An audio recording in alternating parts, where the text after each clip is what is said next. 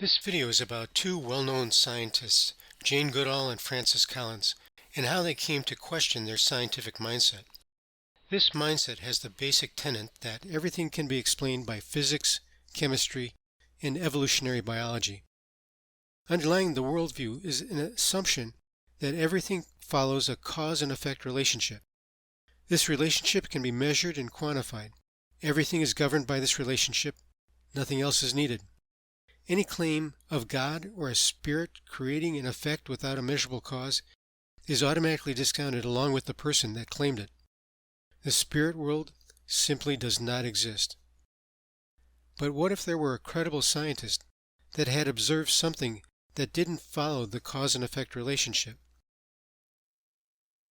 Jane Goodall is a world-class anthropologist. She's famous for her study of the social interactions of chimpanzees. In her book, Reasons for Hope, A Spiritual Journey, she tells of an incident that occurred when her second husband died. We are ill-equipped by Western education for the task of convincing unbelievers the reality of the spirit. Science demands objective, factual evidence. Spiritual experience is subjective and leads to faith. It is enough for me that my faith gives me an inner peace and brings me meaning to my own life. Yet I do want to share my experiences with those who want to hear. So let me relate two more incidents, both of which occurred on the night of Derek's death. Both incidents involved children, my own son Grub, who was in England at the time, and Lulu, a little girl who lived in Dar es Salaam. At the time of Derek's illness, Grub was 13 and was a boarder at a preparatory school near Bournemouth. He didn't know that Derek was close to death. Well, the night that Derek was dying, Grub was awakened from his sleep by a vivid dream.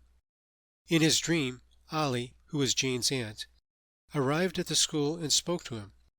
"Grub, I have something very sad to tell you. Derek died last night." He went to sleep again, but once more was awakened by the dream, and Ollie again repeated her message. When it happened a third time, he became distressed and could not sleep. He actually went to the school matron to tell her he was having terrible nightmares. In the morning, Ollie arrived at the school. Ollie took Grub outside into the garden and told him she had some very sad news. "I know," he said. "Derek is dead, isn't he?" Ollie was stunned until he told his dream. Lulu, the same age as Grub at the time, suffered from Down syndrome. Derek and I had been great friends of her parents and visited their house frequently. Indeed, when I first went back to Dar es Salaam after Derek's death, I stayed with them. Derek was good with children, and Lulu loved him. The night he died, sometime in the small hours, she woke up and she ran along to where Mary, her Manny, was sleeping. "Mary," she said urgently, "please wake up. That man has come and he likes me. He is smiling." Mary, half roused, told Lulu she had been dreaming and to go back to bed. But Lulu persisted. "Please come, Mary. I want to show you. He is smiling." In the end, Mary sat up and sighed. "Lulu, tell me who you mean. Who is this man that is smiling at you?" "I don't remember his name," said Lulu, "but he comes with Jane, and he walks with a stick, and he likes me. He really likes me." Jane continues. Two children in two parts of the world. Two children whom Derek has loved. It's so easy in a skeptical, reductionist scientific world to explain away these sorts of things as coincidental dreams or hallucinations. But I've never been able to discount such experiences so easily. There have been too many events in my life and in the lives of my friends which have defied any kind of scientific explanation. Science does not have the appropriate tools for the dissection of the spirit. So there you have the words of Jane Goodall. If you are fixed in a universal cause and effect dogma, you immediately discount her words. If you are an open-minded person, you consider her words and question your assumptions. There is potentially something outside of science. So what do you do with that information? Scientists are typically curious about things they can't explain. Let's look at another world-famous scientist. His name is Francis Collins. He holds a PhD in physical chemistry from Yale and a doctor of medicine from UNC. Dr. Collins is known for the discovery of genetic causes of several diseases and also was the leader of the Human Genome Project. This was one of the first studies to completely map the human genome.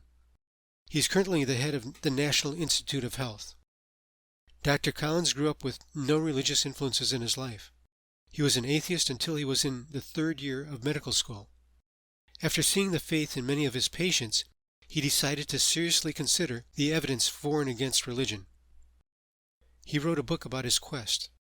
His goal in writing the book was to provide an intellectually honest discussion of the integration of science and faith. In the book, he takes a highly critical look at the arguments of popular atheists against faith. He also addresses misconceptions many believers have about evolution. His view is that there is a spiritual world separate from nature.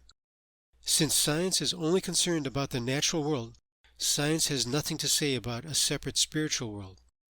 He and a large number of biologists are theistic evolutionists.